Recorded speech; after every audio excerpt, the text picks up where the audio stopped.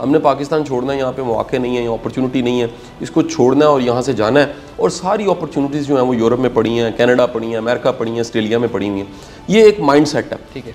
वो जो 2-4 एकड़ ज़मीन पड़ी हुई है, वालिद की विरासती ज़मीन पड़ी हुई है, उसको छोड़ता है, शहर में आके डिग्री लेता है और उसके बाद बेरोज़गार हो जाता है। पाकिस्तान में एक ये भी एक बड़ा अजीब सा मिजाज और रवाज है, ये डिग्री लेने के बाद देखें रेडी लगा ली। यार काहे की शर्म, काम कर रहे हैं, काम में काहे की शर्म आपको। अगर आप अपॉर्चुनिटीज़ ढूंढते हैं तो यहीं पर आपको कहीं ना कहीं वो 20-22 लाख रुपए में काम करने के कितने मौके जो हैं वो मिल जाते हैं। अस्सलाम वालेकुम, मैं हूं हमजा ज़ेब और हमारे साथ कासिम अली शाह साहब मौजूद हैं। सर बहुत शुक्रिया। सर पाकिस्तान में इंसानी स्मगलिंग का धंधा अरूज पर है। चंद दिन पहले भी एक सानिया रूनुमा हुआ है जिसमें यूरोप जाते हुए सैकड़ों अफराद अपनी जान से हाथ धो बैठे हैं। क्या वाकई सर पाकिस्तान में कोई मौके नहीं है सर?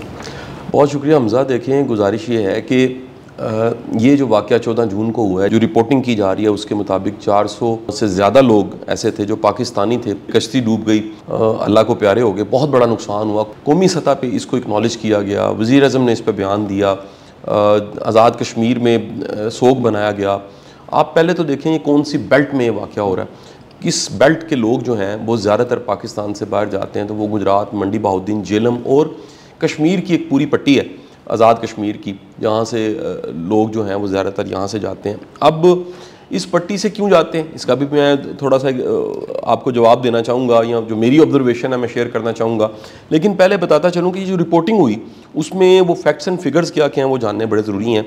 एक पाकिस्तानी चैनल के मुताबिक तकरीबन 380 अफराद जो हैं वो पाकिस्तानी थे जो इस कश्ती में सवार थे, वो जहाँ बहक हो गए। 100 लोग जो हैं वो गुजरांवाला से उनका ताल्लुक है। जियो की रिपोर्टिंग के मुताबिक इनमें से 100 लोग गुजरांवाला से भी थे। अच्छा, ये जो अभी तक की इन्वेस्टिगेशन रिपोर्ट सारी आई हैं वो ये बता रही हैं कि तकरीबन 20 से 22 लाख रुपए ये लोग खर्च करते थे और 20 से 22 लाख रुपए खर्च के ये बाहर जाने की कोशिश करते हैं। जो एजेंट मौजूद है पाकिस्तान में, ये बड़ा कॉमन बिजनेस है, बड़ी दुनिया है वो ह्यूमन स्मगलिंग का काम करती है। और उसी वक्त जो है जी वो स्टेट ने एक्शंस लिए हैं, कुछ लोग पकड़े गए हैं जो ये इस धंधे में इन्वॉल्व थे। और मैं हमेशा इस तरह के वाक़े पे एक जो हमारी रिएक्टिव अप्रोच है उसके मैं ख़िलाफ़ हूँ। रिएक्टिव अप्रोच एक थ्रेट पैदा करती है, कोई ये काम कर रहे होंगे, कुछ अरसे के लिए रुक जाएंगे, उसके बाद दोबारा शुरू कर देंगे, क्योंकि जो पीछे डिमांड है, डिमांड ये है कि हमने बाहर जाना है, हमने पाकिस्तान छोड़ना है, यहाँ पे मौके नहीं है, यहाँ अपॉर्चुनिटी नहीं है, इसको छोड़ना है और यहाँ से जाना है। और सारी अपॉर्चुनिटीज़ जो हैं वो यूरोप में पड़ी हैं, कनाडा पड़ी हैं, अमेरिका पड़ी हैं, ऑस्ट्रेलिया में पड़ी हुई हैं।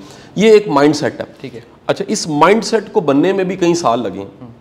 अच्छा, आप वैसे देखें कि इस हमारी जो यूथ है, हमारे जो यंगस्टर्स हैं, इनके चैलेंज क्या क्या हैं? इनके चैलेंज ये हैं, इनमें से बड़ी तादाद जो हमें मिलती है पढ़ी लिखी भी, वो डिग्रीज़ लेने के बावजूद जब उन्हें नौकरियां नहीं मिलती, और हम थोड़ा सा उन पर ज़रा मेहनत करते हैं कि जो डिग्री इन्होंने ली है वो किस तरह की है, तो पता लगता है कि एक बड़ा चैलेंज ये है कि उनकी डिग्री रेलेवेंट ही नहीं है। यानी उस सब्जेक्ट की उसकी डिग्री लेने की ज़रूरत ही नहीं थी। वो यानी पढ़े लिखे तो हैं लेकिन वो कहीं फिट नहीं आ सकते। दुनिया में इस वक्त IT का स्कोप है, दुनिया में टेक्नोलॉजी का स्कोप है, दुनिया में आर्टिफिशियल इंटेलिजेंस का स्कोप है, दुनिया में कह लीजिए क्रिएटिव लोगों का बड़ा स्कोप है। ये सब के सब एक बड़ी तादाद हमें मिलती है। ये लोकल्स की भी बात करूँ आपको, जो आके कहते हैं जी ये मेरी डिग्रियाँ देखे और मुझे नौकरी नहीं मिल रही। एक तो वो सब्जेक्ट रेलिवेंट नहीं होता, फिर वो जो अगर सब्जेक्ट रेलिवेंट भी है तो ख़ुद को रेलिवेंट नहीं बनाते, यानी ख़ुद को कारआमद बनाना कि आप अपना रास्ता बना सकें, ये दूसरा फैक्टर है। तीसरी बात जो बड़ा चैलेंज मिलता है हमें इस मुल्क और माशरे में, यहाँ क्वालिटी एजुकेशन है ही नहीं। यानी पढ़ने लिखने वाले के साथ सबसे बड़ा जो धोखा हो रहा है वो अपने अहदाफ, डिग्री, GPA, नंबर सब कुछ लेता है, हाथ में एक कागज़ का टुकड़ा भी आ रहता है सनद की शक्ल में, लेकिन उसे पता नहीं होता कि जो कुछ मैंने पढ़ा है, जो कुछ मैंने याद किया है, जो कुछ मुझे आता है, प्रैक्टिकली इस तरह नहीं है। ये बहुत बड़ा गैप है, थ्योरी और प्रैक्टिकल का बहुत बड़ा गैप है। इसे इंडस्ट्री अकेडमी लिंकेजेस के लिए बड़ी कोशिशें भी की जाती हैं, गैप भी कहा जाता है। इतना बड़ा गैप है, इस गैप को फिल करने के लिए कमेटियाँ बनती रहती हैं। कई कमेटियों में मैं भी शामिल हूँ, कई जगह पर बातचीत मैं भी कर रहा होता हूँ, और इंडस्ट्री के लोग भी बात कर रहे होते हैं कि ये पढ़ाना चाहिए, इस तरह के लोग हमें चाहिए, इस तरह की मेहनत करवाएं, ये सब्जेक्ट पे काम करें। एक बड़ा फैक्टर जो मैं आपको बता दूं इस बेल्ट का, जो मैंने तज़किरा किया, वो ये है कि यहाँ पर आपको हमारे, क्योंकि अब सोशल मीडिया पे ना जी इंटरटेनमेंट वीडियोस बड़ी मिलेंगी आपको, तो इस तरह की वीडियोस जिसमें आपको पता लगेगा कि डॉलर फेंके गए शादी के फंक्शन पे, डॉलर फेंके गए, या आपको पता लगेगा जनाब के जो है ना जी वो मोबाइल बांटे गए शादी के फंक्शन पे, और वारा गया वेलें दी गई, वो जनाब 5-5 हज़ार के नोटों की दी गई, और दुनिया पीछे पागल हो। ये जो दिखावा है ये जो शो ऑफ है वो आपको बहुत ज़्यादा मिलेगा। इससे अल्टीमेट जो है वो जो महरूम बंदा है उसकी फ्रस्ट्रेशन बढ़ती है। वो देखता है कि ये जो डॉलर फेंक रहा है और मोबाइल फेंक रहा है और इस तरह का एक्ट कर रहा है, इसके पीछे क्या साइंस है, ये ऐसा क्यों कर रहा है। तो पता लगता है कि जी ये बाहर से कमा के आए हुए हैं, ये बाहर से पैसा कमाया हुआ है और यहाँ पर आए हुए हैं। मैं आपको बता दूँ, ये इस बेल्ट में एक इलाका ऐसा भी है जिसमें कोठियाँ रहने वाला कोई नहीं है। यानी बाहर से पैसा कमाने वालों ने घर बना लिए हैं और रह बाहर रहे हैं, यहाँ पर कोई संभालने वाला नहीं, उन घरों का कोई ख्याल करने वाला नहीं है। अच्छा, ये जो एक फ्रस्ट्रेशन और महरूमी है, ये भी उस ख्वाहिश को जुनून की शक्ल में वो ढाल देती है। अच्छा, अब एक वाक़या तो ये हो गया 14 जून का वाक़या जो जिसका आपने तज़किरा किया है कि कश्ती जो है वो उल्टी और उसके बाद जो है वो इतने लोग जो हैं वो समुंदर की तह में चले गए, अल्लाह को प्यारे हो गए। अजब बात ये है कि उससे चंद दिन बाद ही एक और वाक़या हुआ जो वाक़या आजकल सोशल मीडिया पे बहुत ज़्यादा गर्दिश कर रहा है। और वाक़या ये है, ये 18 जून को वाक़या हुआ है और इस वाक़े में पाकिस्तानी एक बिज़नेस फैमिली के 2 बच्चे, एक रिच फैमिली के जो बड़ा एक मारूफ उनका बिज़नेस ग्रुप है, उनके जो 2 साहबजादे हैं, शहज़ादा दाऊद और सुलेमान दाऊद, ये दोनों जो थे वो एक सबमरीन में उन्होंने टिकट्स ली हुई थी और पाकिस्तानी रुपीज़ के मुताबिक वो एक टिकट जो 7.5 करोड़ रुपए की थी, दोनों की टिकट अगर मिलाई जाए तो 15 करोड़ रुपए की थी। तो 15 करोड़ रुपए की टिकट से ख़रीद के उस सबमरीन में जिसमें 5 अफराद मौजूद थे, वो समुंदर की तह में गए हैं और टाइटैनिक को देखने के लिए, उसका जो ढांचा, बाकियात, उसके बचे हुए जो चीज़ें हैं वो देखने के लिए। बताता चलूँ कि टाइटैनिक जो था वो 1912 में ये डूबा था, आज से 111 साल पहले। और ये एक एडवेंचर की एक्टिविटी के तौर पे दुनिया में काम ये किया जाता है, ये सर्विस दी गई है कि आप एडवेंचर करना चाहते हैं और समुंदर की तह में जाके टाइटैनिक को देखना चाहते हैं तो आप उस सबमरीन में बैठ के और समुंदर की तह में चले जाते हैं। अब ये इतनी महंगी टिकट है, यानी दोनों बच्चों ने 15 करोड़ रुपए की टिकट इस एडवेंचर के लिए खर्ची हुई थी। तो अजब वाक़या ये भी है कि चंद दिन पहले ये बड़ा डिस्कस हो रहा है कि यूनान की तरफ जाते जो कश्ती है वो यूनान के साहिल के पास वो कश्ती डूबती है और कुछ लोग पैसा कमाने के लिए, अपनी ज़िंदगी बनाने के लिए 20-22 लाख रुपए खर्च के जान से हाथ धो बैठते हैं। और एक वाक़या पाकिस्तान से जुड़े 2 नौजवानों का ये भी है कि वो 15 करोड़ रुपया खर्च के एडवेंचर करते करते मैं दुआ करता हूँ पता नहीं कितने घंटे की ऑक्सीजन रह गई है। कल तक रिपोर्ट ये थी कि 30 आवर्स की ऑक्सीजन रह गई है, 24 घंटे गुजरने वाले हैं, वक्त थोड़ा है, अल्लाह करे उनकी ज़िंदगी बच जाए। लेकिन मैं ये कहना चाहूँगा कि देखिए कितनी बड़ी ट्रेजेडी है कि कुछ बच्चे हमारे सैकड़ों की तादाद में वो जान से हाथ धो बैठते हैं रोज़ी कमाने के लिए जाते हुए, और दूसरी तरफ देखें तो ये 2 बच्चे जो हैं वो एडवेंचर करते हुए कितने बड़ी एक मुश्किल का शिकार हो जाते हैं। अब आ जाते हैं कि ये सारे के सारे जो माइंडसेट बना है ये तोड़ने की ज़रूरत है। बिल्कुल ऐसे मैं हमेशा ये बात कहता आया हूँ कि जब तक हमारे पास कोई और मिसालें नहीं हैं कि यार यहाँ से शुरू करके, ज़ीरो से शुरू करके फ़लाना शख्स हीरो बन गया, ये मिसालें अगर लोकल में आप प्रमोट नहीं करेंगे तो ये यंगस्टर्स को मोटिवेशन नहीं मिलेगी। बिल्कुल। अब उस बेल्ट में क्योंकि हर घर का ही एक फ़र्द बाहर गया हुआ है तो वहाँ सक्सेस स्टोरी ये है। जैसे आप नोट करें कि CSS एक बहुत बड़ी कामयाबी माना जाता है, उसको ग्लोरीफाई इतना किया गया, यानी इस समाज में जो ग्लोरीफाई किया जाता है वो ग्लोरीफाई मुकाबले के इम्तिहान को पास करने के बाद असिस्टेंट कमिश्नर लग जाना, ASP लग जाना, फॉरेन सर्विस में चले जाना, इसको ग्लोरीफाई इतना ज़्यादा किया जाता है। उस इलाके में ये कि आप यहाँ मौजूद हैं और आप यहाँ से सफ़र करके किसी भी तरह राइट वे में, लीगल वे में या इनलीगल वे में बाहर पहुँच गए हैं और सेटल हो गए हैं और आपने पैसा कमाया, ये सक्सेस स्टोरी है। वो ग्लोरीफाई इतना ज़्यादा किया जाता है। हमारे पूरे माशरे में ग्लोरीफाई करने की ज़रूरत है कि थोड़े पैसों से और महदूद वसाइल के साथ आपने अगर इसी मुल्क में रहते हुए कोई सफ़र शुरू किया है तो आप कहीं पहुँच सकते हैं। मैं आपको एक मिसाल पेश करना चाहूँगा। ऐसी मैं आपको फिर बता दूँ कि मेरे पास सैकड़ों मिसालें हैं, गाहे बगाहे उनका तज़किरा भी करते रहते हैं और ये मेरे सर्कल में ही है, ऐसा नहीं है कि मैंने किताबों में पढ़ी हैं। ये बताता चलूँ कि इस फाउंडेशन के साथ सैकड़ों हज़ारों यंगस्टर्स जुड़े हुए हैं, बेशुमार, क्योंकि अलुमनाई हैं हमारे, और उसमें कई तरह की कामयाबी की कहानियाँ मिलती हैं। कई बच्चे ऐसे जिनकी कामयाबी की कहानियाँ जो है वो हम कोट कर सकते हैं। लाजमी नहीं सारे ट्रेनर बने, स्पीकर बने, कोई सोशल एक्टिविस्ट बन जाता है, कोई छोटा सा बिज़नेस करने लग पड़ता है। मेरी टीम में एक बच्चा वो इंटर्नशिप 2 साल पहले करता रहा और 2 साल पहले जब वो यहाँ पर मौजूद था तो उसकी बड़ी विश थी कि सर मुझे जॉब दे दें। मकसूद उसका नाम है। मकसूद जो है तो मैंने उससे वादा किया, कुछ मैंने उसको टारगेट्स दिए हैं, अभी मैं सिर्फ तज़किरा कर रहा हूँ। ये स्टोरी मकसूद जो है कि मैं डिटेल के साथ कुछ माह बाद जो है वो पब्लिक करूँगा कि उसने 2 साल में डिटेल से बताऊँगा क्या किया, लेकिन मुख्तसर बता देता हूँ अभी। तो मकसूद को मैंने माजरत की, मैंने कहा तुम्हारा जो पोटेंशियल है ना वो अपने इलाके में काम करने का। उसने कहा नहीं सर मैंने पढ़ाना है, मेरा ये भी पैशन है, मुझे कोचिंग का भी पैशन है और कुछ मेरी ज़मीन है, 2 एकड़ सिर्फ ज़मीन है। मैंने कहा यार आप जो कुछ करना चाहते हो, मेहनती बंदे हो, वहाँ जाके करो। शायद उस वक्त जब मैंने उसे कहा तो वो उसको ये बात अच्छी ना लगी। कई लोग ऐसे होते हैं जो आपके साथ काम कर रहे होते हैं, बड़े कंफर्ट जोन में होते हैं, आप उन्हें पुश करते हैं कि नहीं यार आगे निकलो, तो वो शायद उस वक्त बड़ा बुरा लग रहा होता है। चेंज वैसे भी इंसान को नापसंद होती है, लेकिन क्योंकि ओबीडियंट था उसने फॉलो किया, वापस चला गया। 2 एकड़ पे उसने कॉटन का, कपास का उसको काश्त करने का काम शुरू किया। अच्छा, खुदा का करना, क्योंकि पढ़ा लिखा है और साथ सोशल मीडिया पे एक पेज भी रन कर रहा है।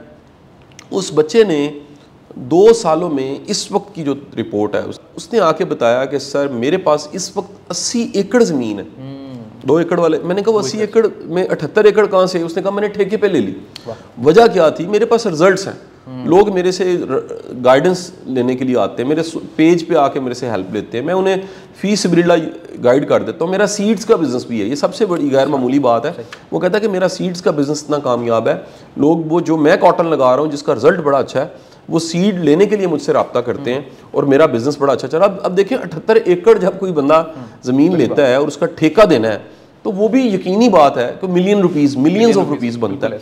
तो 2 सालों के अंदर उस बच्चे ने, जो पढ़ा लिखा बच्चा है, जो स्कूल में पढ़ाता भी था, जो टीचर भी था, जो यहाँ पर भी एक लुमिनाई के तौर पे इंटर्नशिप में यहाँ पर डिसेंट वाइट कॉलर काम, पढ़ा लिखा टेबल पे बैठ के काम करता रहा, लेकिन उसने शर्म महसूस नहीं की। अपने इलाके में जाके थोड़ी सी ज़मीन पे भी कोशिश करके अपना कारोबार शुरू किया और आज एक सक्सेस स्टोरी वो बन चुका है। लेकिन मैंने उसको मज़ीद बड़े टारगेट्स दिए हैं जिनको अचीव करने के बाद उस स्टोरी को हम आपके सामने किसी टाइम लेकर आएंगे। मैं बताना क्या चाह रहा हूँ आपको, आप सब जो मुझे सुन रहे हैं, यंगस्टर सुन रहे हैं, वालिदैन सुन रहे हैं और दोस्त अहबाब सब सुन रहे हैं, मेरी दरख्वास्त ये, काम की शर्म ख़त्म करें। ये छोटे छोटे प्रिंसिपल्स हैं, यकीन कीजिए अगर आप इनको अपना लेते हैं तो आपकी ज़िंदगी बड़ी आसान हो जाती है।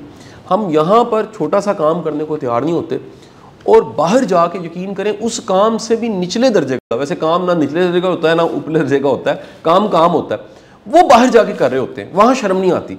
अच्छा, वजह क्या होती? शर्म क्यों नहीं आती? क्योंकि अपना कोई ताना नहीं मारेगा। यहाँ पर ताने का कल्चर बड़ा ज़्यादा है, यहाँ मजाक उड़ाने का कल्चर बड़ा ज़्यादा है। मेरा सफ़र शुरू होता है ट्यूशन से पढ़ाने से, वहाँ से मैंने सफ़र शुरू किया, करते करते अल्लाह ताला ने मौका दिया और आज के दिन तक मैं यहाँ पहुँच गया। मुझे कभी शर्म महसूस नहीं हुई ये बताने में, बल्कि वो मेरी टीम वो तस्वीरें लगा देती है इब्तिदा के ज़मानों की पढ़ाने की कि यार यहाँ से सफ़र शुरू किया था, चंद बच्चों को ट्यूशन पढ़ाते पढ़ाते यहाँ तक पहुँचे। कोई छोटा काम करने में कोई आर नहीं होता, कोई शर्म नहीं होती। मैं आपको एक और बड़ी मज़े की बात बताऊँ, हमारे एक बड़े शानदार दोस्त हैं जो प्रोफेसर हैं एग्रीकल्चर के, तो वो कहने लगे कि हमारा बच्चा, यानी पाकिस्तानी बच्चा, वो जो 2-4 एकड़ ज़मीन पड़ी हुई है, वालिद की विरासती ज़मीन पड़ी हुई है, उसको छोड़ता है, शहर में आके डिग्री लेता है और उसके बाद बेरोज़गार हो जाता है।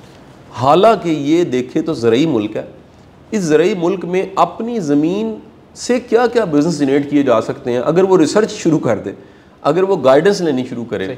यानी आप देखें कि कितनी ऐसी फसलें हैं जिनकी इस वक्त बड़ी शदीद डिमांड है और बहुत ज़्यादा मेहनत भी नहीं मांगती। मोरिंगा है, एक लहसुन की किस्म आई, वो बड़ा महंगा बिकता है।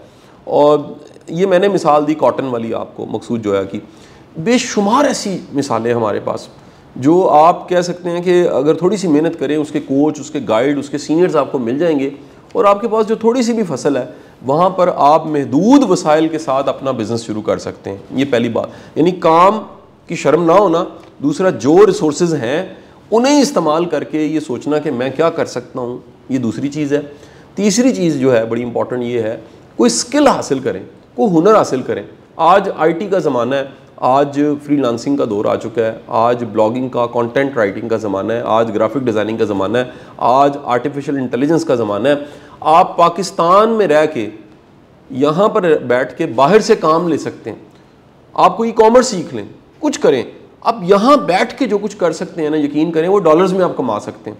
इवन कोई अच्छा कंटेंट आपके पास है, कोई ऐसी कोई स्किल है आपके पास जो आप सिखा सकते हैं, यूट्यूब के ज़रिए सिखाइए, उसमें भी डॉलर से ही कमाएंगे आप। तो यहाँ पर रह के भी महदूद वसाइल के साथ काम किया जा सकता है। अब मेरी टीम ने पूरी रिसर्च की कौन कौन से काम है जो बड़े महदूद वसाइल के साथ किए जा सकते हैं, तो पता लगा कि जनाब आप ट्रेड एक ऐसा काम है, ट्रेड का मतलब है कहीं से चीज़ आपने सस्ती लिया है और आप एक चेन का हिस्सा बन गए, वो चेन चल रही है, कहीं से ख़रीदा है और कहीं पर बेचना है, उसमें मार्जिन है। ये लाहौर में आप जुमे वाले दिन चले जाएं शालमी बाज़ार में, आपको पाँव रखने के लिए जगह नहीं मिलती। पूरे पंजाब के सारे जो ट्रेड करने वाले हैं यहाँ पर आते हैं, सस्ता माल लेते हैं और यहाँ से ले जाकर वो अपने इलाकों में बेचते हैं। उन्होंने वो एक लाइन चेन सेट की हुई है ट्रेड की। आप थोड़े पैसों के साथ थोड़ा सा ट्रेड का बिज़नेस शुरू कर सकते हैं, अल्लाह ताला अगर उसमें बरकत डाले। मैं आपको अपने सर्कल में कई कहानियाँ अगर सुनाना शुरू करूँ, एक बड़े लाडले दोस्त हैं, भाई हैं छोटे, इधर एलुमनाई भी हैं, वो मसालों का और चटनियों का काम मैंने अपनी आंखों के सामने देखा उन्होंने शुरू किया। थोड़ा सा छोटा सा काम शाहदरा के अंदर काम चल गया जी।